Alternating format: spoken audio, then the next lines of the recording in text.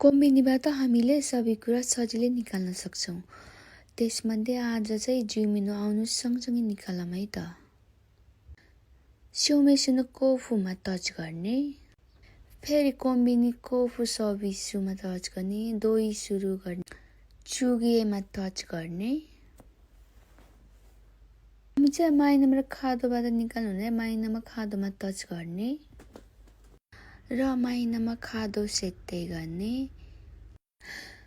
पुरानो ठाउँको निकाल्ने हो भनेपछि सेकेन्डमा टच गर्ने, अहिले बसेको ठाउँको जुमिनो निकाल्ने हो भनेपछि फर्स्टमा टच गर्ने र माइ नम्बर कार्डको 4वटा पिनको टच गर्ने।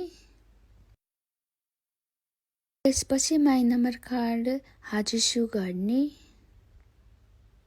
माथिको जुमिनो उचुसुमा टच गर्ने। तलको इन्खान तोरुको स्योमेसो हो, मैले त्यसको भिडियो पहिले बनाइसकेकी छु।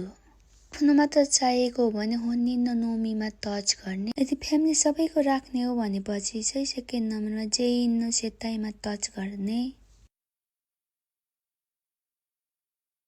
सबैको खाइस अनुसार फरक पर्छ।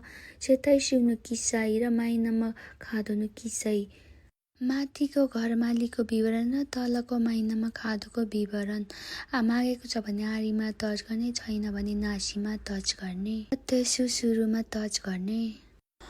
कोकुसेकी नेसनालिटी जाइरो खादो सिकाकु जाइरो भाङ्गो। हामीले मागेछ भने आरीमा टच गर्ने, छैन भने नासीमा टच गर्ने र त्यसो सुरु गर्ने।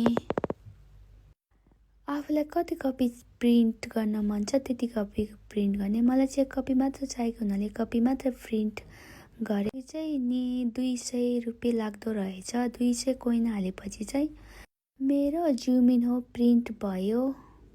कन्भिनियन्स स्टोरको यति सजिलै सर्भिस हुँदाहुँदै हामीले चाहिँ स्याक्सो कुयाक्सो धाइराख्नु पर्दैन है त। हस्, थ्याङ्क यू।